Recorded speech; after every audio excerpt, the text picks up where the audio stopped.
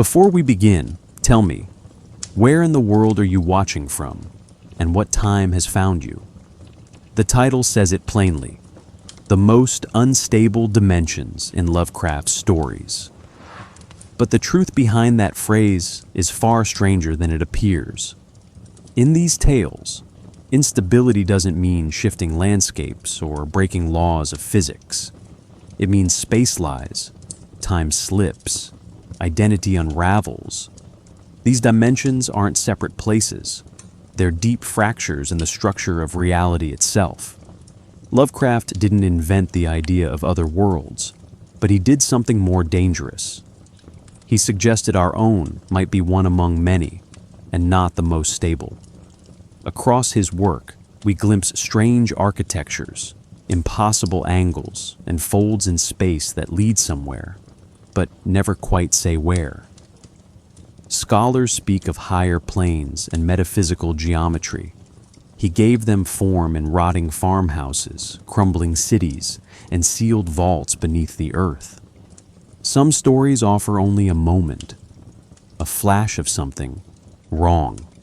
Others stretch that moment into dread, forcing characters to walk through dimensions not built for human minds.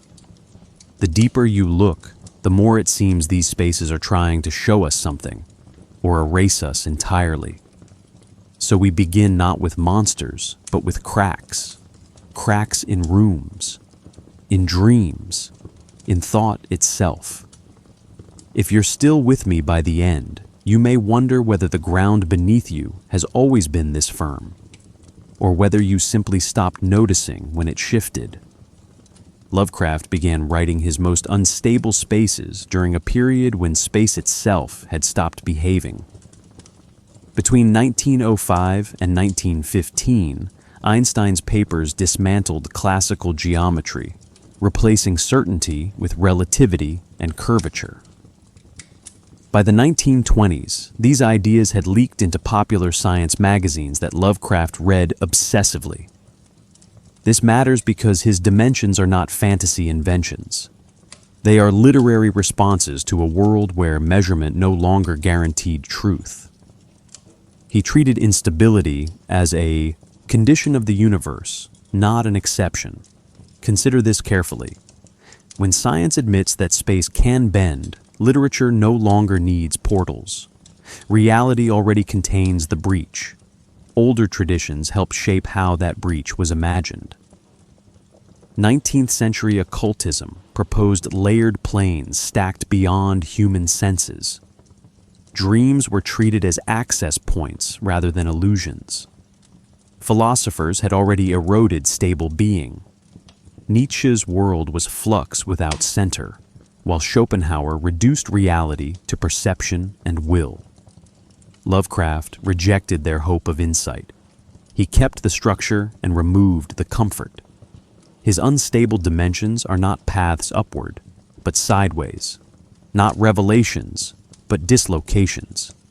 Compared to Lord Dunsany's dream realms, which invite wonder, Lovecraft's spaces deny orientation altogether. They do not elevate the mind. They expose its limits. Language itself signals this failure. Lovecraft avoids fixed spatial nouns and relies on relational terms. Beyond, outside, between. These words describe position without location. Architectural language replaces geography. Angles matter more than distance. Curves matter more than walls. This reveals something profound about his method. Space collapses first in description, then in experience. Mathematical terms, non-Euclidean, cyclopean, hyperbolic, function as warnings rather than explanations. They imply structure without offering access. Once established, these terms recur with precision. They are not decorative. They mark zones where measurement still exists, but meaning does not. Naming follows the same logic. Dimensions are rarely given titles. They are defined by proximity and effect. This is not vagueness for atmosphere, but a structural choice. To name a place is to stabilize it. Lovecraft refuses that stability. The few exceptions prove the rule. Yog-Sothoth is described as coexistent with all space and time, a definition that dissolves spatial boundaries altogether. Is this a god or a model of total dimensional collapse? The question cannot be resolved because resolution would impose limits. His language keeps the system open and therefore dangerous. Authenticity emerges through methodical framing. Lovecraft embeds dimensional instability in scholarly formats. Lectures, notebooks, archaeological reports. Dates anchor events: 1692, 1883, 1927, creating a false continuity between recorded history and spatial rupture. Forbidden books operate as technical manuals rather than mystical tomes. They describe cycles, alignments, and thresholds. This triadic pattern recurs because it suggests process. Readers are not told to believe. They are shown procedures. The effect is cumulative. The impossible feels researched. The unstable feels documented. What ultimately distinguishes these dimensions is function. They do not exist to be entered, but to undermine certainty.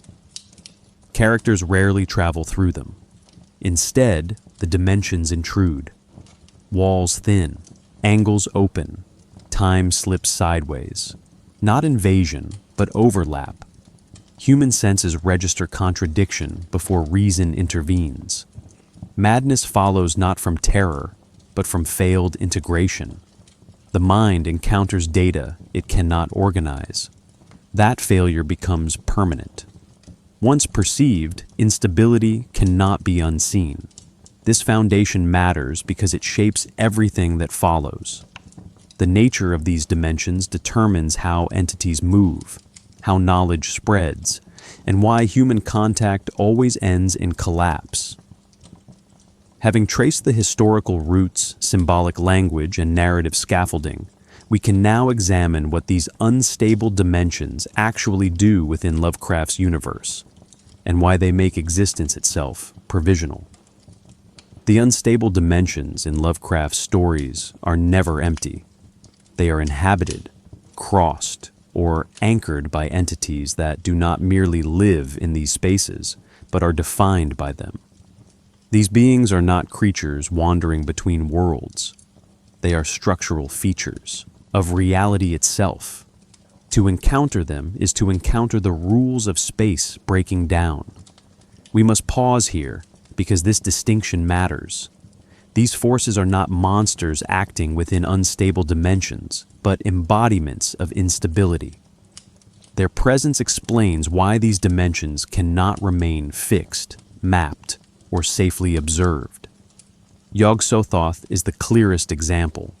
Introduced most fully in the late 1920s, it is described as existing at every point in time and space simultaneously. This is not omnipresence in a religious sense. It is spatial collapse given form. Yog-Sothoth does not travel between dimensions because it erases the concept of between. Past, present, and future coexist without order. When humans contact it, they do not gain power. They lose sequence, thought fragments, because causality no longer applies. Compared to classical gods who rule domains, Yog-Sothoth dissolves domains entirely.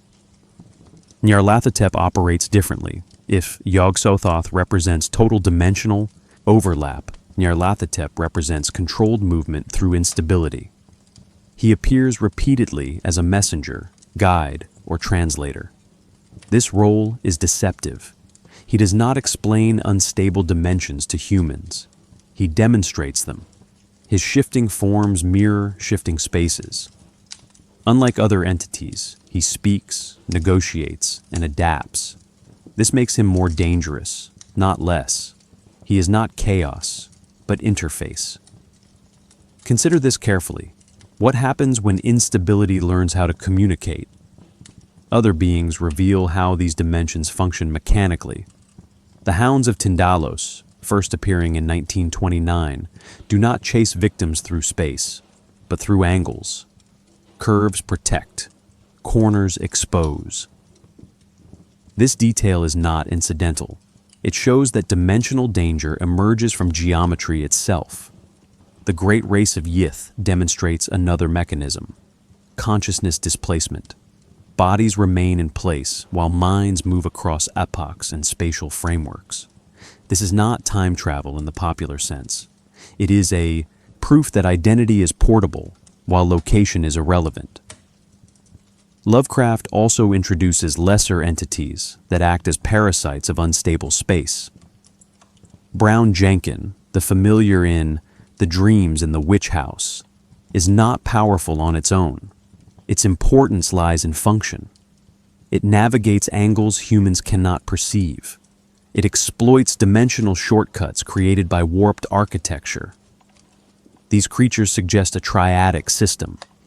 Higher entities define instability.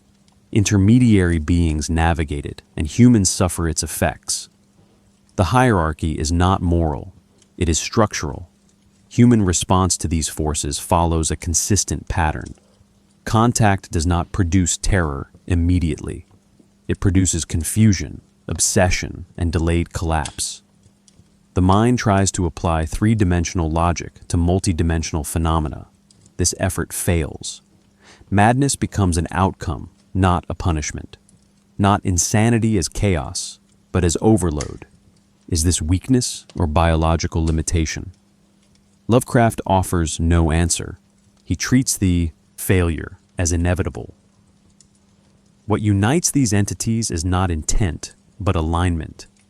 They do not seek worship in any human sense. They generate it as a side effect of exposure. Cultists mistake proximity for purpose. Rituals are attempts to stabilize contact, to impose sequence on instability. They fail because the entities are not participants in human systems. They are conditions. Understanding these forces prepares us for the next problem. If such beings exist as expressions of unstable dimensions, what happens when humans attempt sustained interaction? The answer lies not in the entities themselves, but in the fragile minds that try to study them. Human interaction with unstable dimensions in Lovecraft's work never ends in enlightenment. It begins with misrecognition, proceeds through fascination, and ends in psychic collapse. Unlike traditional horror, where survival or escape remains possible, these encounters leave no intact self to escape. The danger is not the entity or the space. It is the perception of the entity within the space. Once seen, even partially, the experience embeds itself. The trauma is not localized. It rewrites cognition. Madness is not an unfortunate side effect. It is the body's final act of self-defense when the architecture of reality becomes non-Euclidean. We must pause here. Madness in Lovecraft is not irrational behavior. It is failed epistemology. His protagonists do not scream because they are overwhelmed. They scream because their categories no longer hold. A man observes a creature moving through an angle, and his spatial reasoning breaks. Another reads of beings who traverse time with their minds, and memory itself fractures. Insanity is the mind's attempt to accommodate the impossible. Not illusion, but overexposure. Not chaos, but incompatibility. This process begins long before direct contact. Forbidden books, anomalous ruins, and unnatural dreams function as slow drip exposure. The horror builds not through terror, but through comprehension. As understanding deepens, stability erodes. Walter Gilman in The Dreams in the Witch House becomes sensitive to abnormal geometry and begins experiencing dreams so vivid they blur with waking life. He does not awaken afraid. He awakens altered. Each encounter with Brown Jenkin or the strange angles of the witch house further dislocates his body from its own rules. The mind bends to match the space. There is a pattern. First, fascination. Readers, researchers, or wanderers find evidence of something just beyond their frame of understanding. then repetition. Anomalous visions, dreams, or architectural distortions occur not once, but cyclically, often aligned with cosmic rhythms. Finally, transformation. The individual loses time, control, or physical coherence. In The Shadow Out of Time, Nathaniel Peaslee is not simply possessed. His consciousness is displaced into a future alien body, while his physical self operates without him. The horror lies not in invasion, but in duration. Years pass. His identity is worn thin across dimensions. Architecture plays a critical role in these interactions. Lovecraft repeatedly links physical structures to mental states. Buildings with non-Euclidean features warp perception. Angles bend inward, leading not to secret rooms, but to other realities. In From Beyond, a machine stimulates the pineal gland to perceive overlapping dimensions. Once activated, perception cannot be reversed. The creatures in that space were always there. Human biology simply filtered them out. The filter is now broken. The world will never appear stable again. Ritual and repetition accelerate the collapse. Characters attempt to control dimensional thresholds through chant, diagram, or sacrifice. These acts never grant mastery. Instead, they bind the participant to the system they do not understand. Ritual is not protection. It is exposure. Knowledge does not fortify. It opens. The more precise the understanding, the more complete the unmaking. There is no safe method of engagement. Lovecraft's cosmos does not reward inquiry. It devours the inquirer. These patterns are not isolated. They suggest that madness is not a failure of reason, but its natural endpoint when applied to multidimensional experience. As we now turn to the subject of forbidden knowledge itself, we must ask, what does it mean to know something that unthreads the conditions under which knowing is possible? Forbidden knowledge in Lovecraft's fiction is not dangerous because it contains secrets. It is dangerous because it functions. Ancient texts, alien formulas, and cryptic rituals consistently do what they claim to do. This is the central horror. Knowledge is not inert. It opens, it activates, it summons. In a conventional story, truth clarifies. In Lovecraft's universe, truth punctures the fabric of perception. Once accessed, forbidden knowledge does not simply inform the mind. It rewrites it. It turns thought into a dimensional liability. Consider the Necronomicon. It does not reveal gods or cosmologies in the abstract. It instructs. Its pages contain alignments, incantations, and angular mathematics. These tools allow communication with higher dimensional entities and the manipulation of non-Euclidean space. The book is not a symbol. It is a mechanism. That's why it is always hidden, mistranslated, or sealed. Readers don't lose their minds because the text is incoherent.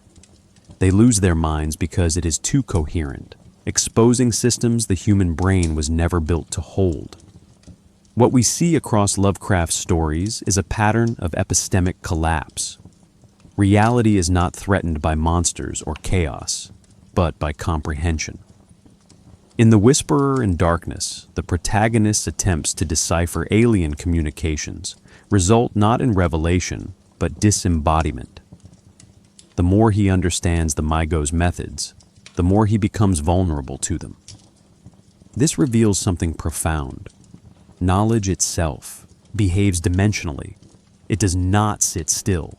It expands, occupies, and ultimately distorts the space it enters. In this framework, learning becomes an existential risk. Lovecraft's scholars are not punished for hubris. They are undone by exposure. Even small truths about angles, about vibrations, about dreams, initiate an unraveling.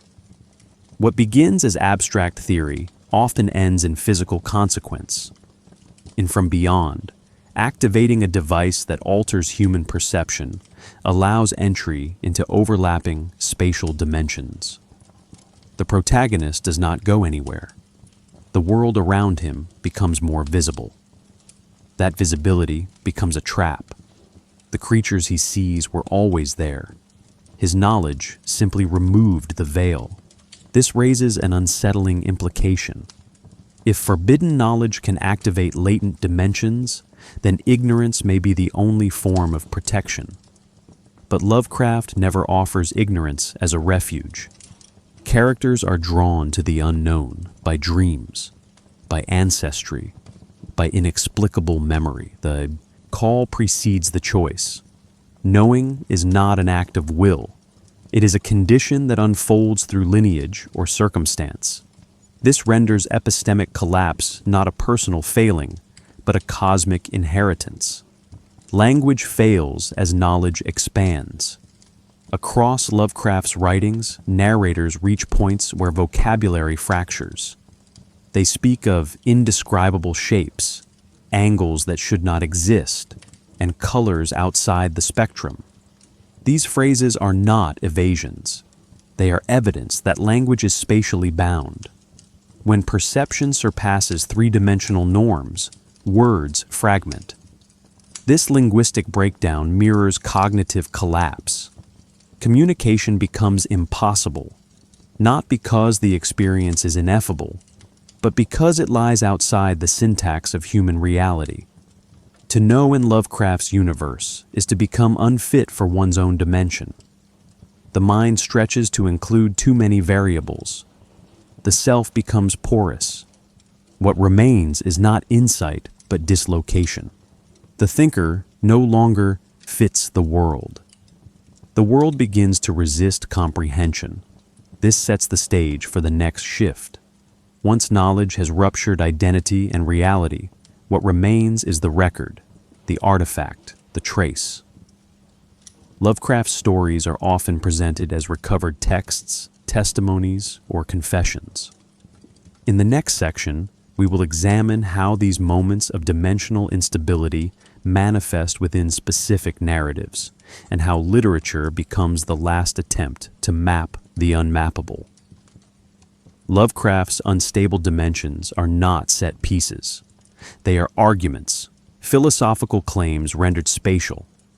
Each one confronts a foundational human belief that the universe is structured, legible, and navigable. This belief collapses under three recurring concepts: insignificance, entropy, and dream reality inversion. These are not abstract ideas, but environmental forces. They shape the air in which characters breathe, the angles through which they move, the thoughts they dare not finish. The horror emerges, not from monsters in these dimensions, but from what these dimensions mean. Insignificance is the most immediate consequence. Lovecraft's characters often begin with confidence in their minds, in their instruments, in the solidity of the world. Dimensional instability shatters this. When space folds, perspective fails. In the dreams in the witch house, Gilman's studies in non-Euclidean calculus lead him not to understanding, but into a realm where space and time dissolve. He moves across angled abysses in dreams he cannot control. The implication is clear. Intelligence does not insulate against collapse. It accelerates it. Knowing too much reveals the self as incidental, a flicker inside an unknowable machine. Entropy enters as the process by which order disintegrates. In traditional horror, threats arrive from outside. In Lovecraft's unstable dimensions, disorder emerges from within structure. The geometry of our Laia shifts, not because something is wrong, but because wrongness is built into its design. The city is submerged and rises not at random, but according to cycles no human calendar can track. When the stars are right, things realign. This cosmic timing implies a deeper order, yet it is not one we can understand. Entropy here is not random breakdown. It is realignment according to alien laws, dissolving the structures we thought were stable. Dream reality inversion marks the final breach. In Lovecraft's Mythos, dreams are not illusions, but gateways. They connect to dimensions where consciousness moves freely, sometimes willingly, often not. In The Shadow Out of Time, Peasley's mind is swapped across eras and species, leaving his physical body animated by an alien will. The dreamlike state becomes his waking reality, and reality itself is revealed as fragile performance. What we call reality, he writes, is but a thin screen, behind which there are shapes and presences. This inversion undoes causality. Time flows. Without order, place becomes a matter of perception. Selfhood unravels. The philosophical impact is subtle and cumulative. These dimensions do not declare meaninglessness, they enact it. Every character who steps too close finds that the rules they assumed about time, identity, place, fail in sequence. The collapse is patterned but unpredictable. This suggests a cruel precision. The universe does not neglect human beings. It simply functions on terms that exclude us.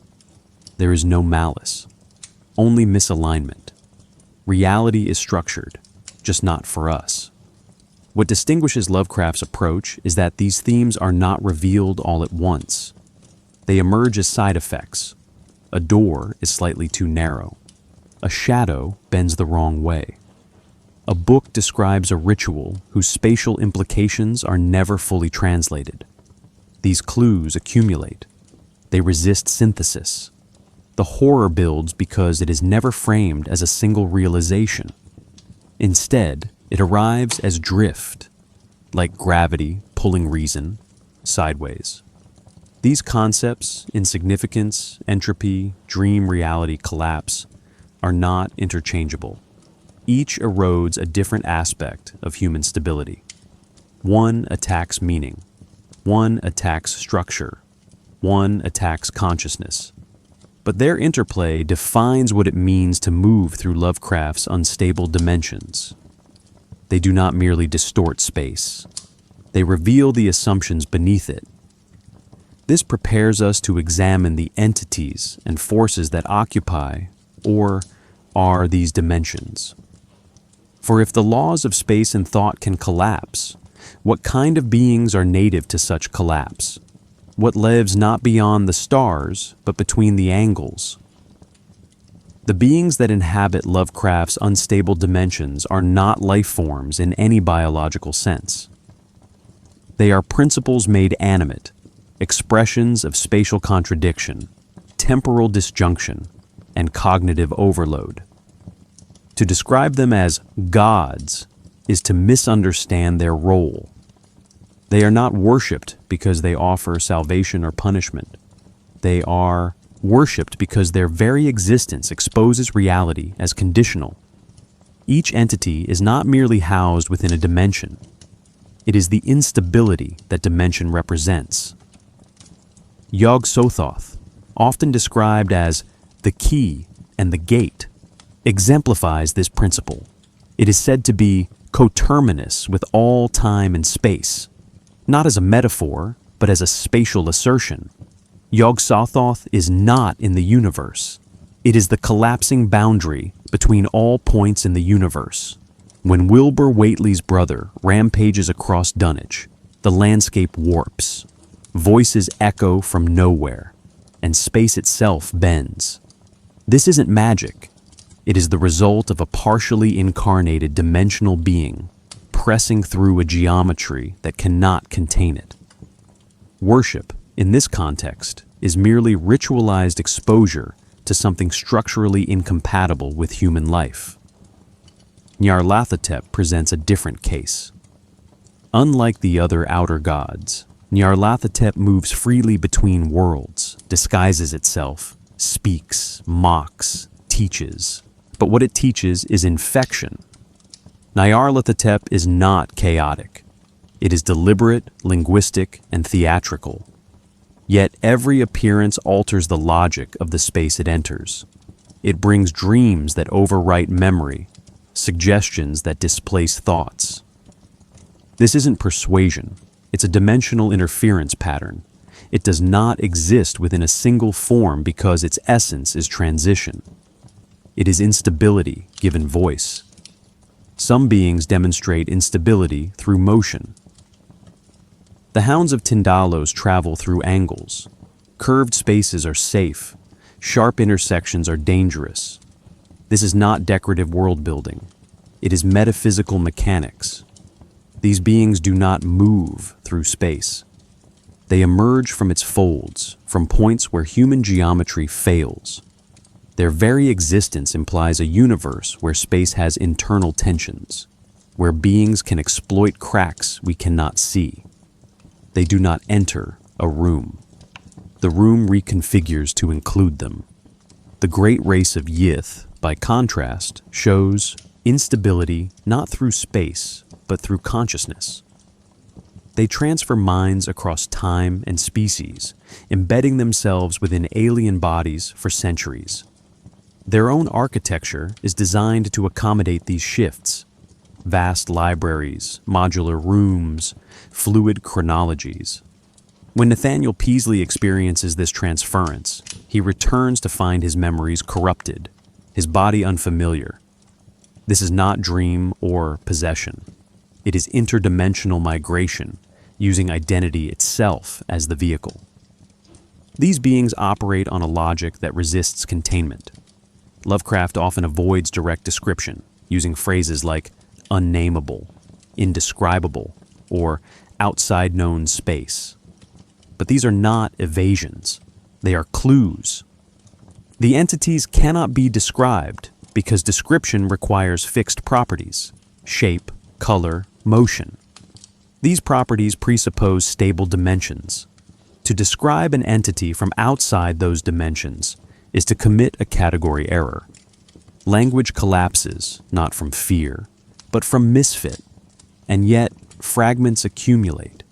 Characters glimpse forms that stretch across perspectives, colors not in the spectrum, angles that bleed into other directions, motion without origin. These fragments suggest that instability has a grammar, partial presence, recursive form, multiplicity of scale. The beings are not inconsistent. They are consistently incompatible. Their patterns repeat, but always just beyond articulation. These entities cannot be defeated. They are not threats to life, but to structure. They do not desire, plan, or act in any recognizable way. Their very presence reveals that what we call reality is a convenience. In their presence, the convenience dissolves. This leads directly into human response. How does the mind react when exposed not just to other beings, but to beings who invalidate the terms of existence? In the next section, we trace that descent, from fascination to madness, as the human psyche collides with geometries it was never meant to hold. Human minds were not built for dimensional instability. Lovecraft returns to this point again and again, not with pity, but with inevitability.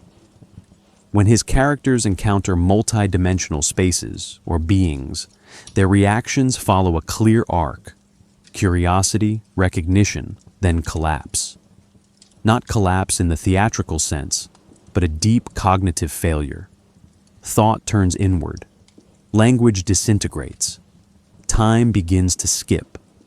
And what remains is not madness in the traditional literary sense, but something far more disturbing: epistemological breakdown. Consider the narrator of From Beyond. At first, he marvels at the Tillinghast resonator, a device that stimulates the pineal gland to perceive overlapping planes of existence.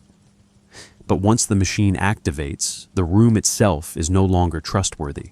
Familiar objects flicker with impossible forms. Air becomes crowded with unseen life. The effect is not terror. It is confusion so intense it burns. His perception exceeds his conceptual capacity. He sees too much and nothing aligns. That is Lovecraft's signature.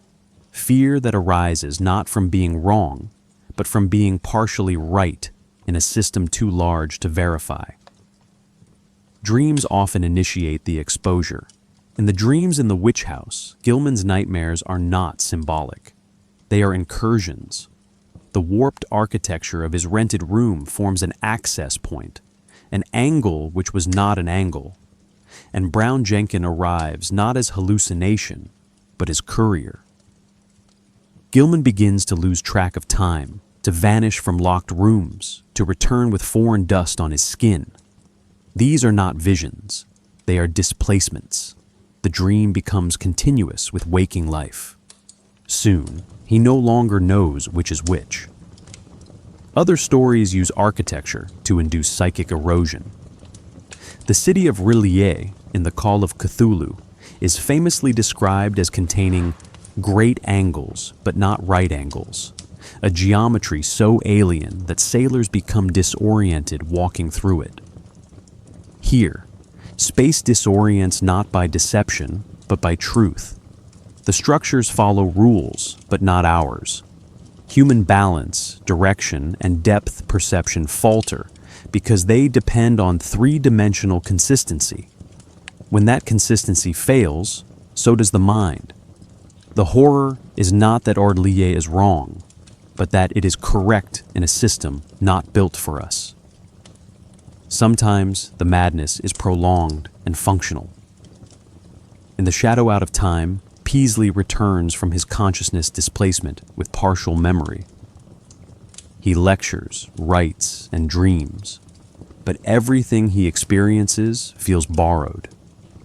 He remembers libraries he never visited, creatures he never met. The horror builds not through violence, but through slow recognition. His mind no longer belongs to him entirely. He is a hybrid of timelines. His thoughts carry spatial residue. What he is and where he is no longer match. This kind of madness is spatial, not psychological. It is not delusion, but mismatch. The brain continues to process stimuli, but the inputs exceed evolutionary design. Time appears nonlinear. Language fails. Personal identity fragments under contradictory memories. The result is not chaos, but displacement.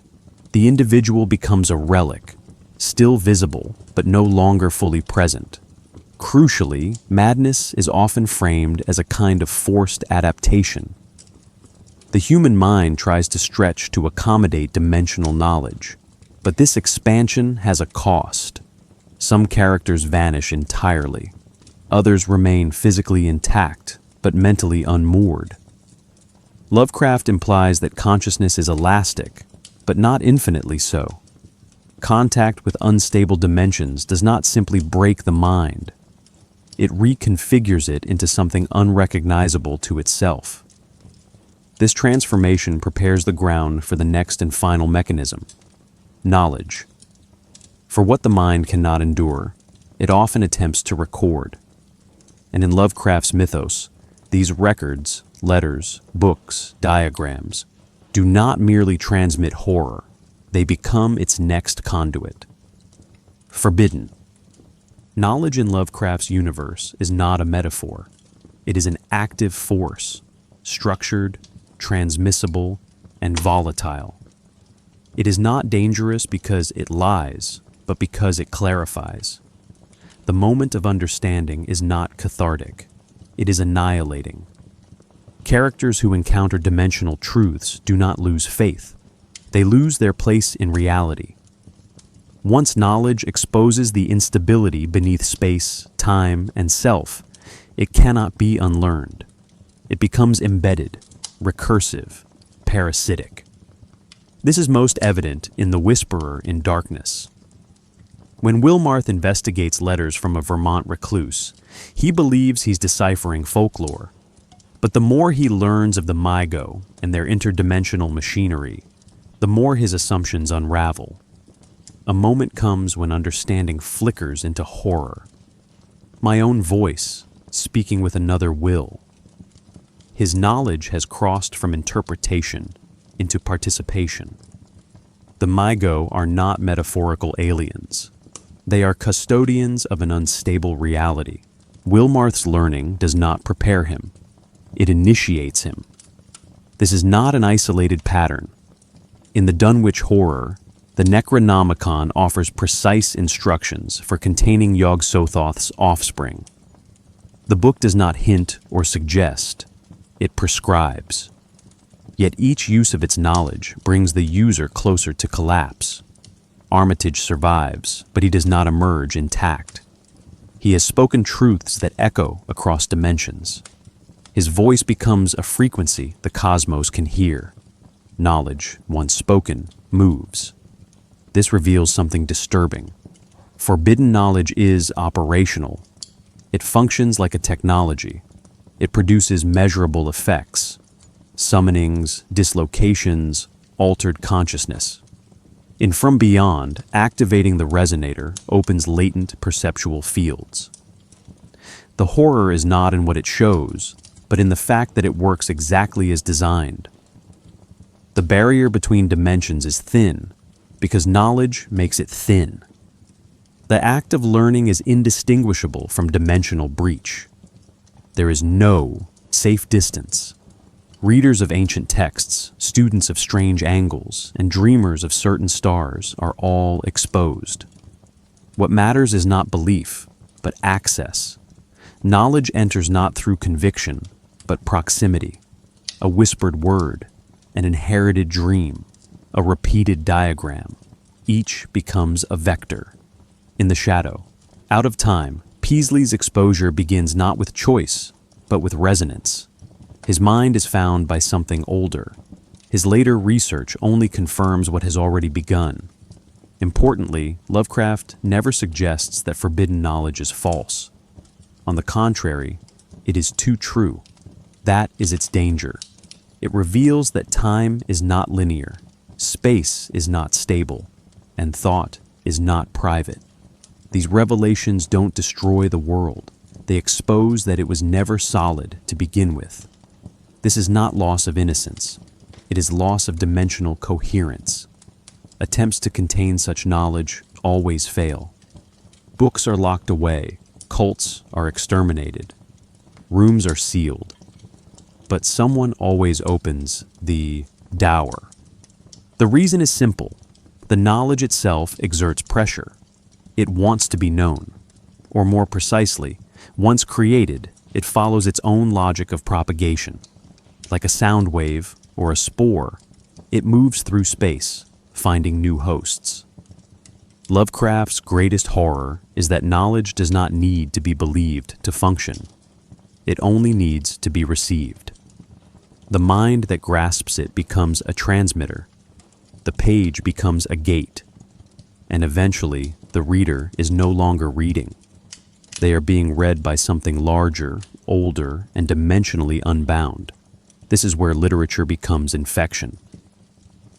In the next section, we will follow the transmission, tracing how these stories encode dimensional instability, and how even the act of reading fiction may open doors that were better left closed. Unstable dimensions first appear in Lovecraft's work, not with spectacle, but with suggestion.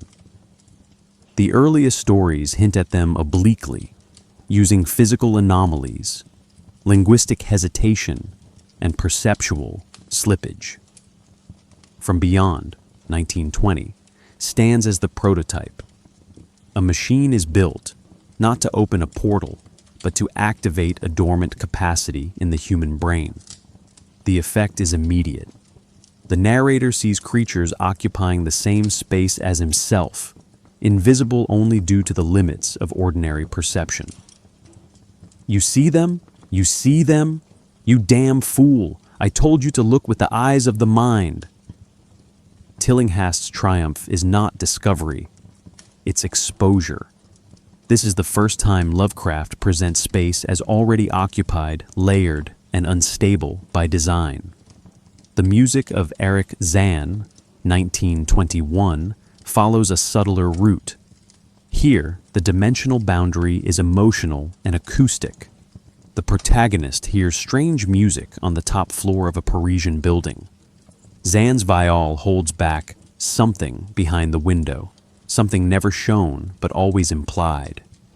When the window shatters, what lies beyond is not a city, but an alien void. The protagonist flees, unable to ever find the building again. This vanishing acts as narrative confirmation. The space was never fixed to begin with. The boundary between the world and the other is not distant. It is architectural. It lives in an upper floor, behind a locked door, just past the reach of memory. These early stories suggest a principle. Unstable dimensions do not appear with grandeur.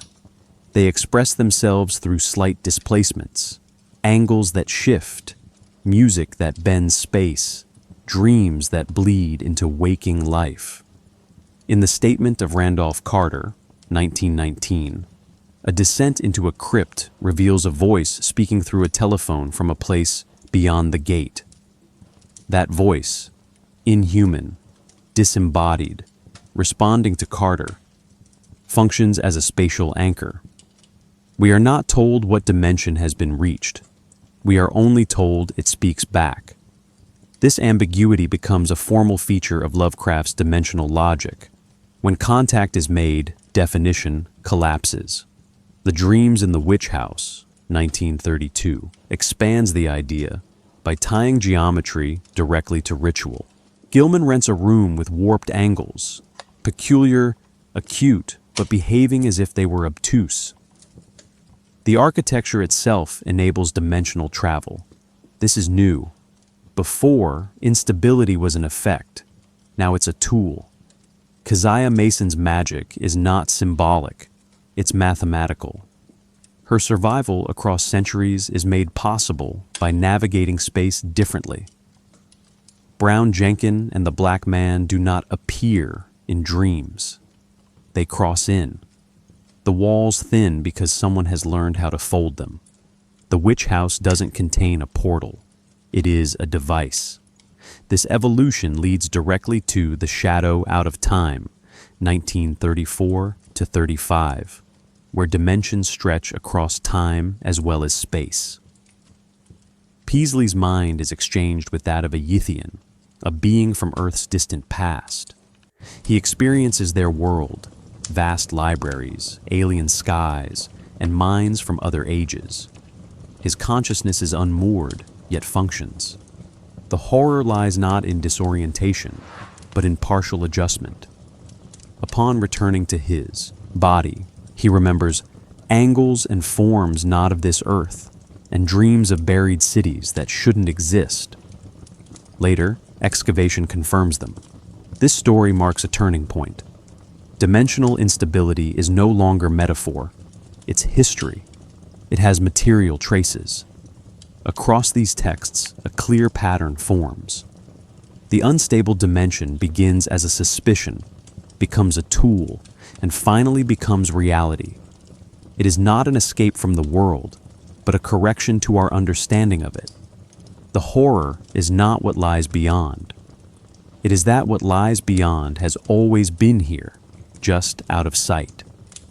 This prepares us for the deeper narrative explorations to come, where dimensional instability is not just a setting, but the very mechanism by which characters are changed, erased, or overwritten. The Dreams in the Witch House is Lovecraft's most developed experiment in spatial instability embedded within everyday structure.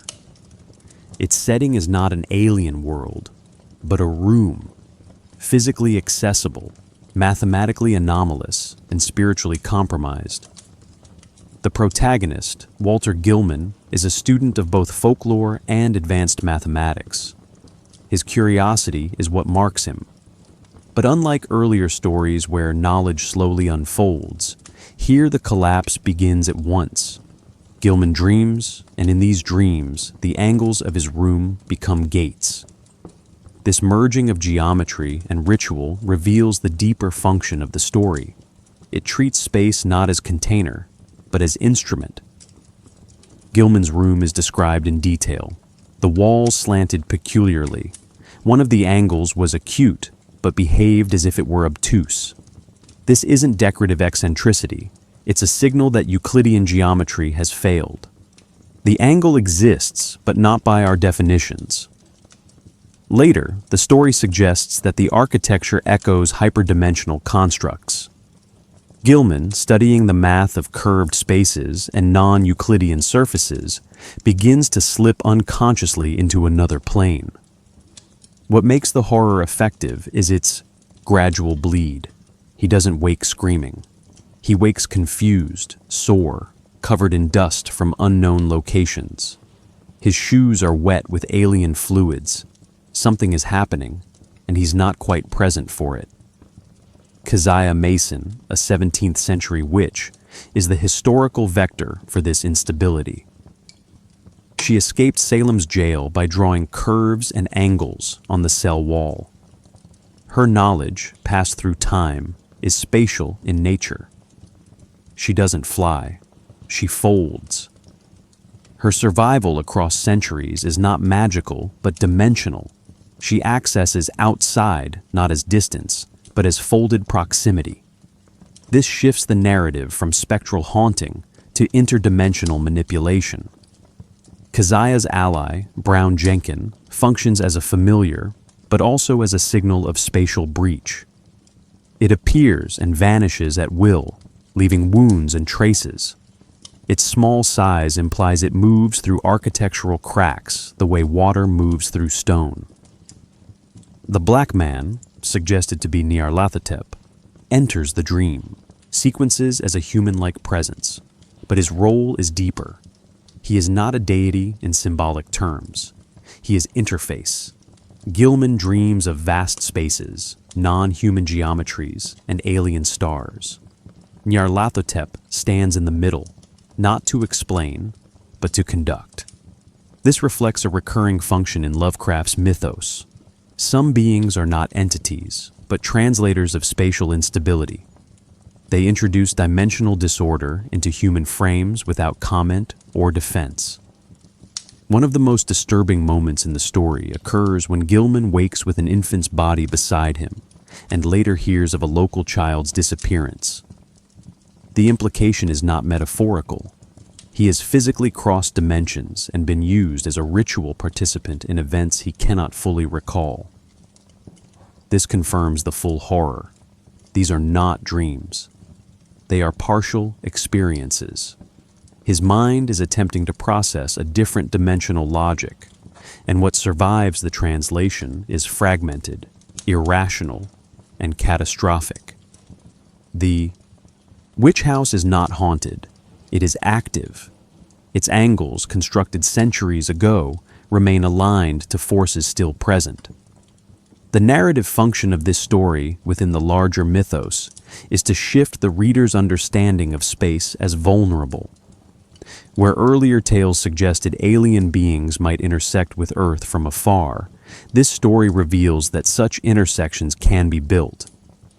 Spatial weakness is not natural. It can be engineered through math, architecture, and ritual. The witch house becomes a kind of domestic Arlaya, a site whose geometry corrupts thought, body, and memory. By anchoring the entire experience in a single room, Lovecraft collapses the boundary between normalcy and dimensional horror. The implication is clear. If space can be misaligned here, it can be misaligned anywhere. This prepares us for the next case study, where dimensional instability no longer emerges through walls or dreams, but through time itself, stretching consciousness across eras and species.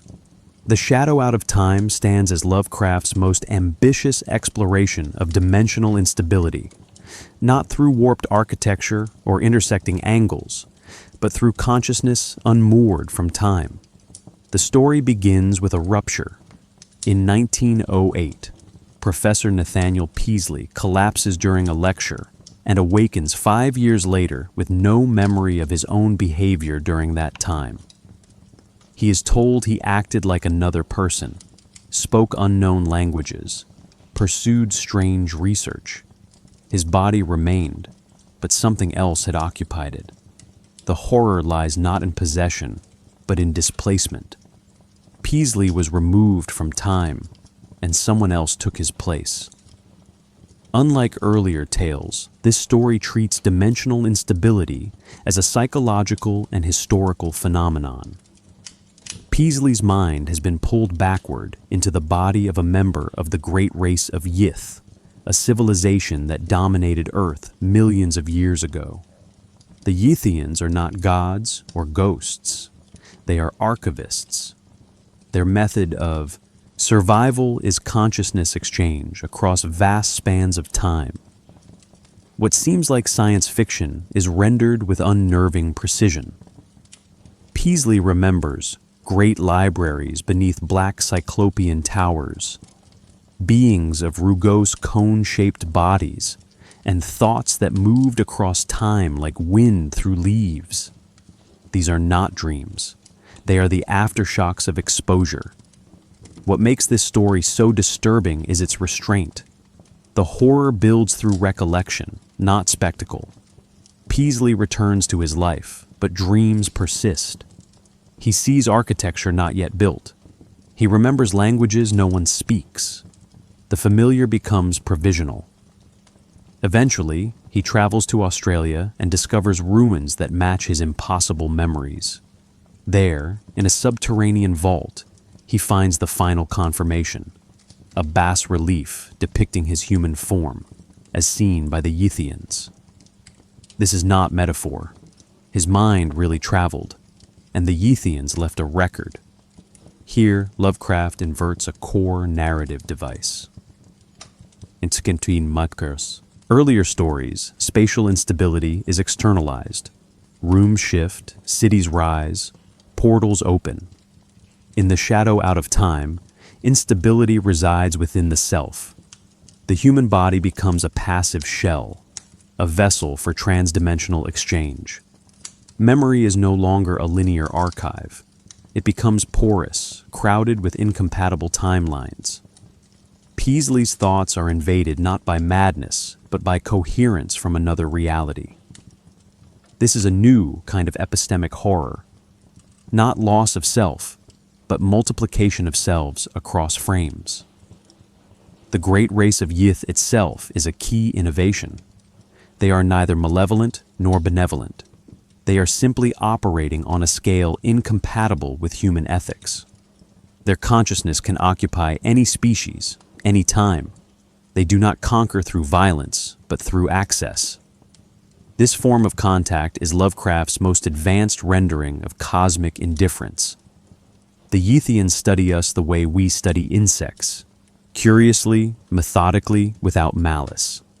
That they return the mind intact is not mercy. It is procedure. The narrative's framing as a personal document, structured like an academic confession, adds to the horror. Peaslee's voice is calm, analytical, even when describing his own mental erosion. "I do not ask to be believed," he says. "I only ask that you remember this if someday you too wake and do not know who you are." This line strikes at the core of Lovecraft's dimensionally unstable universe. Identity is not fixed. The self can be relocated, overwritten, and returned as something slightly misaligned. The story connects backward to the dreams in the witch house and from beyond, but expands the mechanism. Here, space is not merely bent, it is cross-indexed. Time behaves dimensionally. Consciousness becomes mobile. The great race is not a cult, or god, or accident. It is a system. And Peaslee, like all of Lovecraft's protagonists, was exposed not by choice, but by proximity. This evolution leads us to the final phase of Lovecraft's dimensional horror, collaboration. If such structures exist, spatial, temporal, conscious, how have other writers extended them? In the next section, we explore how later authors, including Lovecraft's correspondents and successors, translated this terrifying framework into systems of their own. After Lovecraft's death in 1937, the unstable dimensions he imagined did not vanish. They proliferated. His correspondents, imitators, and literary heirs expanded the mythos, not by copying his creatures, but by extending his cosmological framework. What began as angled rooms and trans-temporal dreams evolved into whole architectures of instability. But in this transformation, something shifted. Later writers began to define what Lovecraft had deliberately left unresolved. The dimensional horrors that once resisted interpretation became mapped, categorized, even moralized. This transition reveals as much about literary inheritance as it does about the nature of horror. August Derleth, Lovecraft's most influential posthumous editor, restructured the mythos around a moral cosmology. He introduced the concept of elemental alignments: earth, air, fire, water, assigning Lovecraft's entities to opposing forces of good and evil.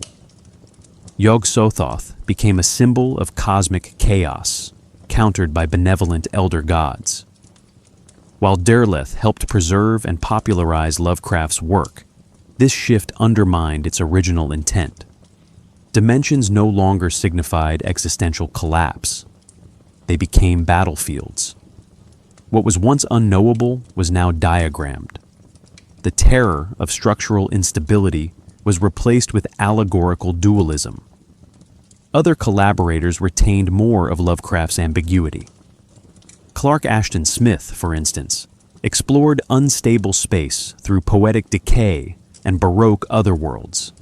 His story, Ubosatla, evokes a primordial slime in which all things originate and dissolve, an anti-dimensional womb beyond perception. Smith's approach is less scientific, more symbolic, but still rooted in the same conceptual unease. His gods do not rule from beyond. They stagnate within unstable realities, embodying entropy rather than agency. Frank Belknap Long's The Hounds of Tindalos, though published during Lovecraft's life, was later canonized into the mythos. His portrayal of creatures that emerge through angles helped codify geometry as a hostile force.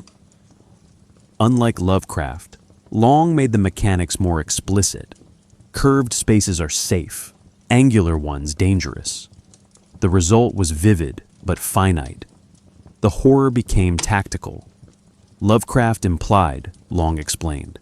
In doing so, dimensional instability edged closer to rule-based fantasy rather than epistemic terror. Later writers like Ramsey Campbell and Brian Lumley took Lovecraft's unstable dimensions into darker or more adventurous territory.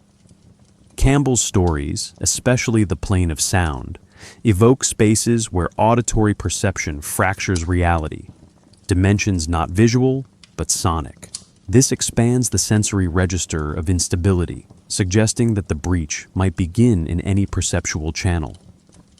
Lumley, by contrast, reimagined Lovecraftian horror as heroic fantasy. His Titus Crow series treats dimensional travel as something navigable with the right tools. Time clocks, interdimensional engines, and magical constructs allow protagonists to traverse space once considered fatal. The tone shifts from dread to adventure. The map replaces the abyss. Contemporary authors like Caitlin R. Kiernan return to Lovecraft's original ambiguity. In stories like Houses Under the Sea, dimensional instability is embedded in unreliable narration, layered documents, and trauma that cannot be localized. Kiernan understands that horror lies not in explanation, but in accumulation, when evidence does not cohere, and the self dissolves beneath the weight of irreconcilable truths. Her spaces are unstable because her narratives are. The page itself becomes part of the breach. What unites these successors, despite tonal differences, is the recognition that unstable dimensions are not places. They are conditions. Whether symbolic, mechanical, or narrative, Each author extends Lovecraft's central idea. That space is not stable, and that thought itself may be the final site of distortion.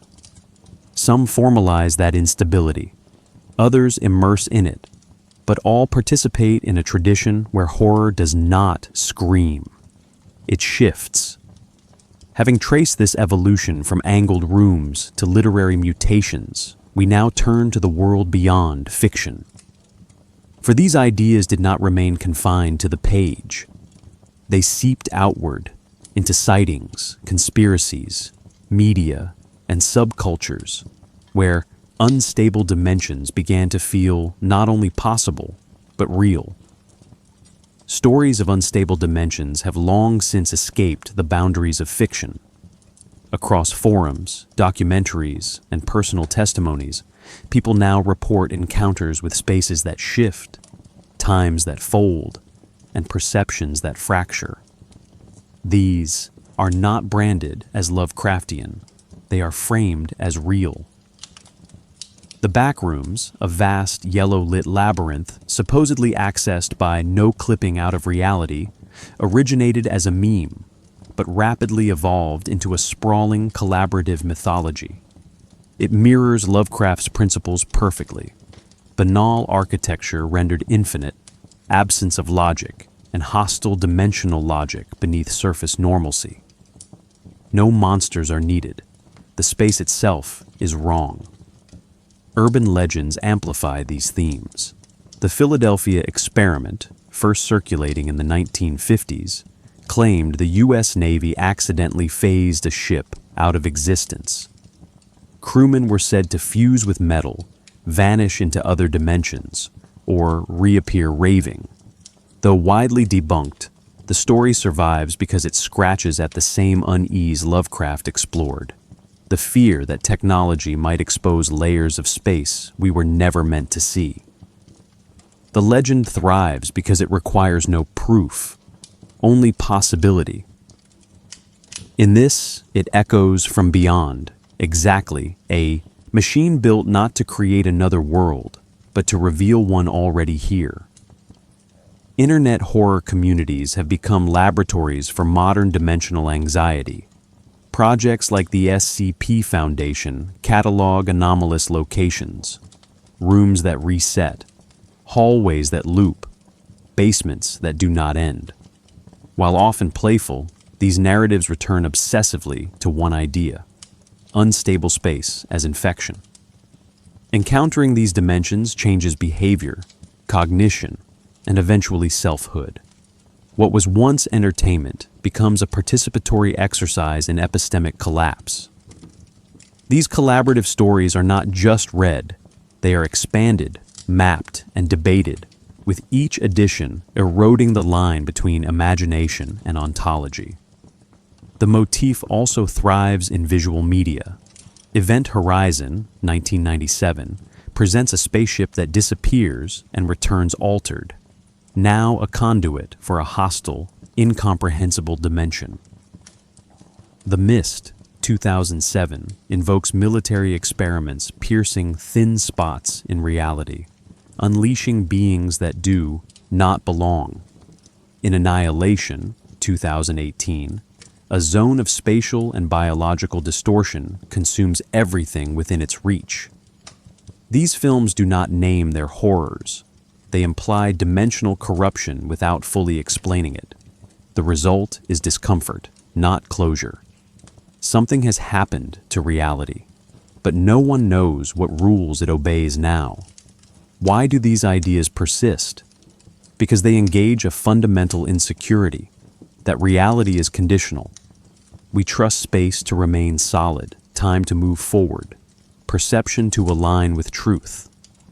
When these assumptions falter, the result is not fear, but disorientation. A room that changes size when unobserved is not dangerous. It is destabilizing. It implies that our senses are not reliable witnesses. Lovecraft understood this long before psychology did.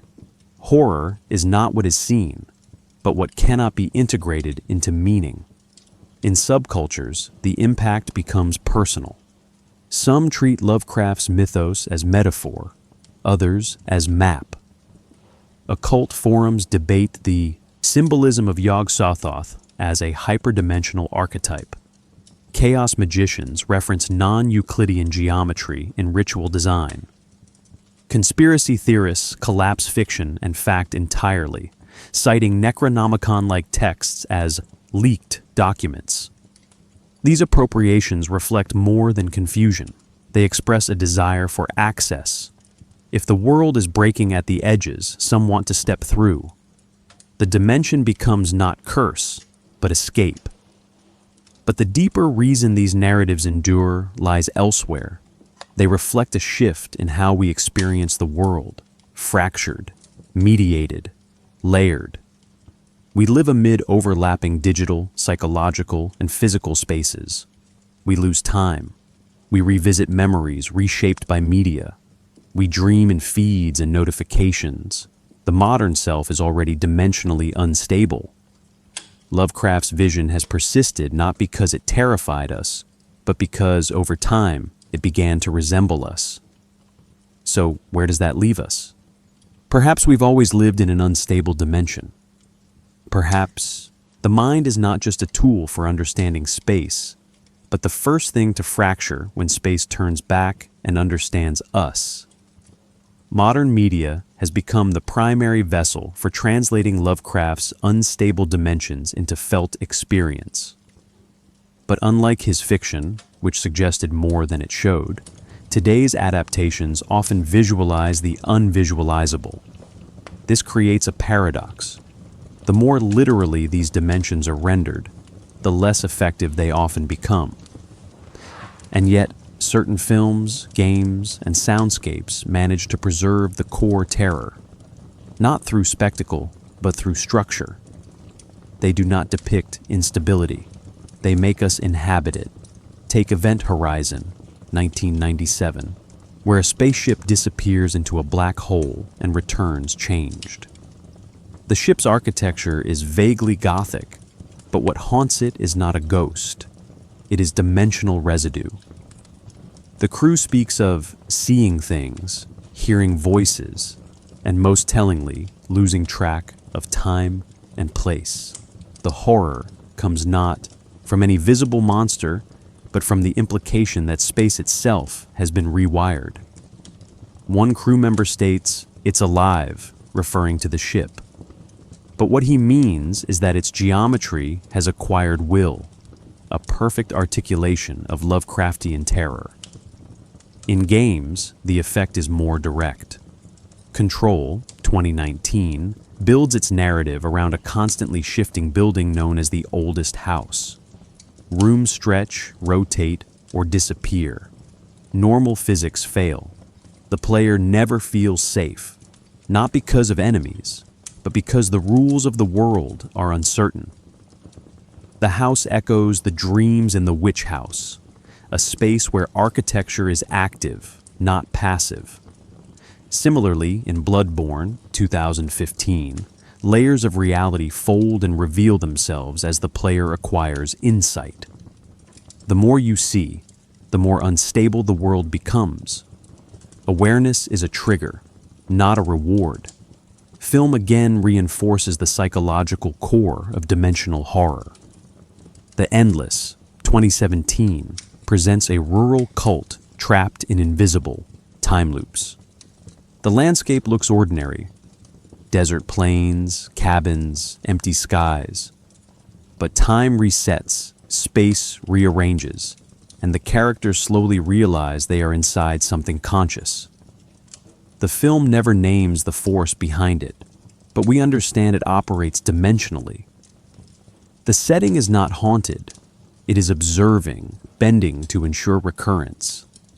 This echoes the Yithians' manipulation of time in The Shadow Out of Time, but modernized into existential imprisonment. Music and sound design carry Lovecraftian dimensionality in subtler ways. Dark ambient artists like Lustmord and Atrium Carcery produce tracks that feel less like compositions and more like places. The use of low-frequency drones, dissonant echoes, and spatialized reverberation mimics the sonic contours of impossible rooms. Listeners often describe the sensation as being inside something. This spatial affect is no accident. It replicates the feeling described in The Music of Eric Zahn, where sound holds back an unnamed outer void. Importantly, most of these adaptations are not direct references. They do not feature Cthulhu or the Necronomicon. Instead, they preserve the philosophical architecture, unstable perception, layered space, and recursive time. The horror emerges when the audience realizes that logic, spatial, causal, linguistic, can no longer be trusted. That realization, more than any creature or spell, is what carries Lovecraft's influence into new media. So why do creators return to these motifs? Because they express a kind of horror that resists aging. Monsters can become cliches. Jump scares lose impact. But the suggestion that your senses are lying, that space is complicit in your unmaking, remains potent. It bypasses culture and speaks directly to cognition.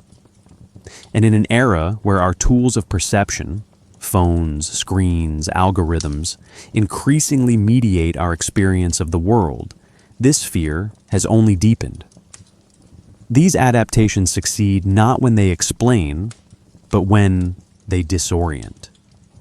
Not when they show monsters, but when they remove coordinates. The most faithful Lovecraftian media don't look backward. They replicate the effect, to make the audience feel they have entered a dimension that should not exist, and to make them suspect it has been with them all along. This cultural saturation leads to a broader question. What happens when entire subcultures begin treating these fictional dimensions not as stories, but as maps? In the next section, we explore how unstable dimensions have been adopted, interpreted, and even ritualized by those who blur the line between fiction and belief. Across online communities, occult circles, and academic discourse, Lovecraft's unstable dimensions have been reinterpreted, not merely as story elements, but as systems. These systems are used, debated, and sometimes believed. This is not simple fandom. It is a shift in function. Fictional dimensions that once served literary dread are now frameworks for symbolic, meaning personal transformation, or metaphysical speculation. Lovecraft never intended this, but he built the scaffolding, myth presented as fragmented truth, space as unreliable, knowledge as corrosive. Others stepped through. Occult subcultures were among the first to adopt his creations as functional metaphors. Chaos magicians in the 1980s began referencing Lovecraftian entities, particularly Yog-Sothoth and Nyarlathotep, not as literal gods, but as archetypes of dimensional breakdown. Rituals invoking these beings were designed not to summon, but to destabilize. The goal was controlled exposure to perceptual disintegration. The Necronomicon, in this context, is not a novelistic prop. It becomes a sigil-laced cipher, a book that reads you, used to mirror and manipulate internal psychological structures. The book's unreality becomes its strength. It resists fixed doctrine, embodying the unstable space it describes. In academic circles, Lovecraft's dimensionality has drawn interest from post-structuralist and speculative realist thinkers. Scholars like Eugene Thacker and Graham Harman argue that Lovecraft anticipated modern philosophical anxieties, that the world exists beyond access, that reality is withheld from human comprehension. For them, his unstable dimensions are not fantasy. They are ontological metaphors. Thacker calls this the world without us, a space where logic fails, language decays, and objects exist in inaccessible configurations. What Lovecraft expressed through impossible geometry, these thinkers translate into the horror of unthinkable existence. Online, the line between roleplay, belief, and artifice grows thinner. The SCP Foundation, a massive collaborative fiction project, mimics bureaucratic containment of anomalies, many of which reflect Lovecraftian spatial themes. Rooms that loop forever, hallways that shift while unobserved, staircases that descend endlessly into darkness. These entries are written in clinical language, blending horror with procedural realism. But users discuss them as if curating real phenomena. Debates unfold over containment strategies, spatial mechanics, and dimensional taxonomy. The fiction is understood, but immersed in, treated with the seriousness of an evolving mythos. Even in digital art and independent literature, these unstable dimensions have found new forms. Webcomics like The Backrooms expand spatial horror into liminal surrealism, where empty office spaces stretch into infinity, haunted not by monsters, but by absence, repetition, and architectural logic gone rogue. Indie games and TikTok horror series extend this further, generating lore, maps, and rules for surviving in unreal geometries. This participatory model transforms Lovecraftian space into an open-source dimension, continually rewritten, never resolved. Why does this happen? Because unstable dimensions offer a metaphor for the modern self. Fragmented, layered, mediated, recursive. In a world of overlapping identities, digital avatars, and collapsing institutional narratives, Lovecraft's spatial instability feels eerily familiar. Subcultures gravitate to these ideas not to escape reality, but to mirror it through play, ritual, or theory. In this sense, the unstable dimension becomes a tool, not to travel, but to diagnose. Not to map terrain, but to explain why terrain no longer holds. This use of fiction as symbolic architecture reveals something important, that horror can be functional. Lovecraft's dimensions are no longer just narrative devices. They are models for thought, for ritual, for scholarly reflection. And as they spread across belief systems and subcultures, their original meaning becomes less fixed, more dimensional. But with tools come consequences. When belief intersects with metaphor, when play becomes structure, what begins as fiction can alter perception.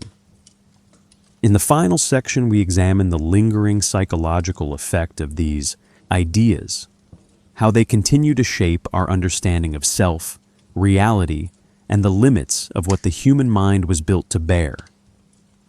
The most disturbing quality of Lovecraft's unstable dimensions is not their fictional logic, it's their lingering psychological shape.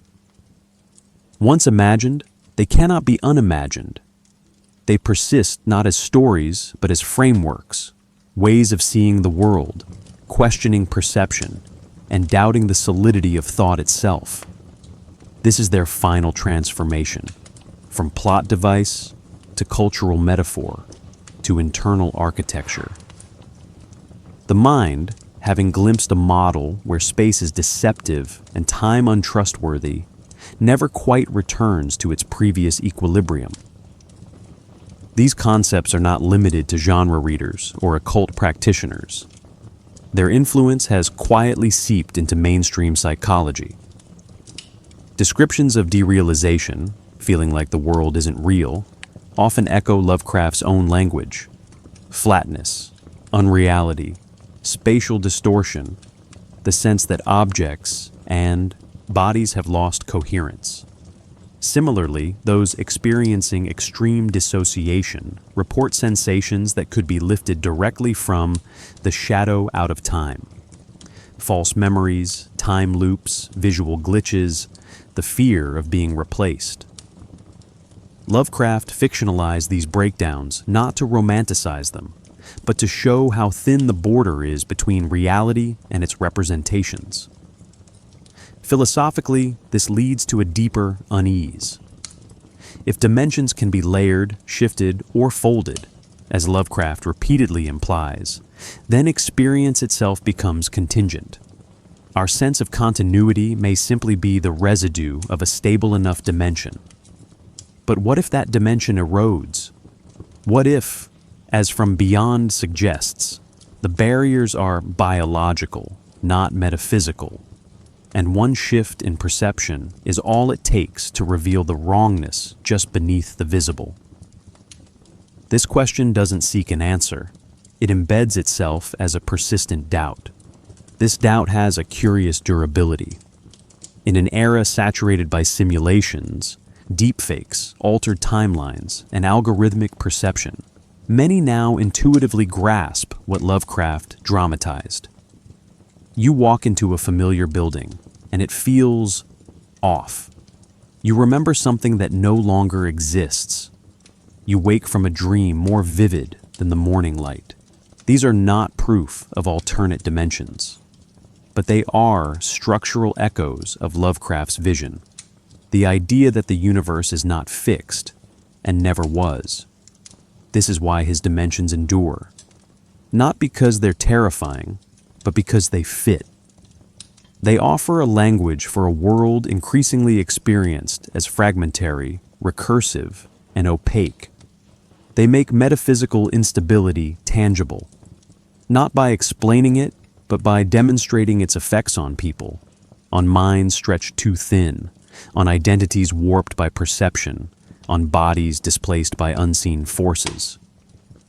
The real horror is not that these things might be true, it's that they already feel familiar, and so the idea persists in fiction, in dreams, in strange corners of the internet, but also, more quietly, in how we narrate our own discontinuities, a lost memory, a repeating event, a moment when space contracts and no one else notices.